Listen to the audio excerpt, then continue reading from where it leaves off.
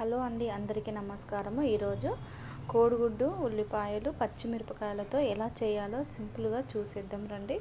చూసారుగా ఏ విధంగా ఉందో. ఇలా స్పైసీగా మంచిగా అప్పటికప్పుడు వండుకోవాలంటే మీరు కూడా ఈ విధంగా ట్రై చేయండి. ఎలా చేయాలో చూసేద్దాం రండి ప్రాసెస్లోకి.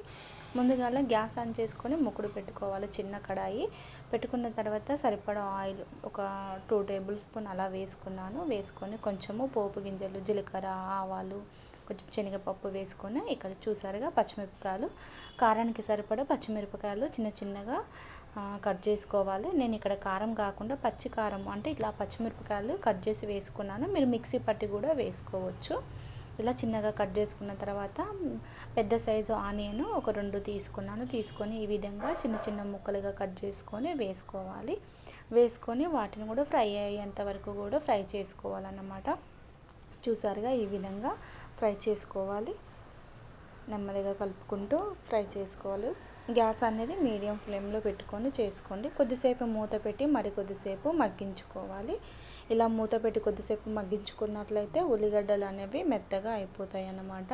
చూసారుగా ఈ విధంగా మెత్తగా అవుతాయి. మరొకసారి కలుపుకోవాలి. కలుపుకున్న తర్వాత మనము ముందుగా కొంచెం సాల్ట్ అనేది వేసుకుందాము. సాల్ట్ వేయడం వల్ల ఆనియన్ అనేది ఇంకా తొందరగా ఉడుకుతుంది కాబట్టి టేస్ట్కు తగినంత సాల్ట్ ఒక టేబుల్ స్పూన్ వరకు నేను వేసుకున్నాను. చూసారుగా ఈ విధంగా వేసుకొని ఒకసారి కలుపుకోవాలి. కలుపుకున్న తర్వాత కొంచెం పసుపు కూడా వేసుకోవాలి. కొంచెం పసుపు వేసుకొని మరొకసారి కలుపుకోవాలి. మొత్తం కలిసేటట్టు మొత్తం కూడా కలుపుకోవాలన్నమాట. ఇక్కడ నేను కర్రీ అనేది కొంచెమే చేస్తున్నాను కాబట్టి కొంచెం క్వాంటిటీలో కాబట్టి ఈ విధంగా చేసుకుంటున్నాను. మీరు ఇంకా కొంచెం ఎక్కువ చేసుకోవాలనుకుంటే మరిన్ని ఆనియన్స్ కట్ చేసుకోవాలి. మిర్చి అనేది కూడా కొంచెం ఎక్కువ మోతాదులో వేసుకుంటే సరిపోతుంది. తర్వాత ఇక్కడ కొంచెం అల్లం వెల్లుల్లి పేస్ట్ కూడా వేసుకొని మళ్ళొకసారి కలుపుకోవాలి. కలుపుకొని మూత పెట్టుకొని మళ్ళీ కొద్దిసేపు ఒక 5 మినిట్స్ వరకు మగ్గించుకోవాలి. అల్లం వేసాము కాబట్టి తొందరగా అడుగంటుతుంది కాబట్టి గ్యాస్ అనేది సిమ్లో పెట్టుకొని వేయించుకోండి. తర్వాత ఎగ్స్ తీసుకున్నాను. ఇక్కడ నేను ఒక 2 ఎగ్స్ వరకు నేను తీసుకున్నాను. మీరు మీ ఇష్టం 3 అయినా పోసుకోవచ్చు, 4 అయినా పోసుకోవచ్చు. నేను ఇక్కడ ఒక 2 ఎగ్స్ పోసుకున్నాను. పోసుకొని కలపెట్టకుండా మూత పెట్టి కొద్దిసేపు ఉడికించుకోవాలి. చూసారుగా కొద్దిసేపు ఉడికిన తర్వాత ఎగ్స్ అనేది కొంచెం ఇలా అవుతుంది. అప్పుడు నెమ్మదిగా టర్న్ చేసుకోవాలి. లేదు ఎగ్ అలాగే ఉండాలి అనుకుంటే మరి కొద్దిసేపు ఉడికించుకోండి. లేదు ఇట్లా పొడి పొడిగా ఉండాలి అనుకుంటే వెంటనే ఒక 1 మినిట్ తర్వాత మళ్ళీ తిప్పి వేసుకుంటే సరిపోతుంది. తర్వాత మూత పెట్టి మరి కొద్దిసేపు అయిన తర్వాత ఒకవైపు ఫ్రై అవుతుంది. చూసారుగా ఏ విధంగా అయిందో.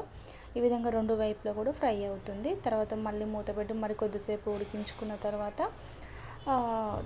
కొంచెం గరం మసాలా అనేది వేసుకోవాలి. ఎగ్ కర్రీ అనేది ఎక్కువ టైం ఏం పట్టదండి, 5 మినిట్స్లో అయిపోతుంది. కరెక్ట్గా మనం గ్యాస్ దగ్గర ఉండి చేసుకుంటే.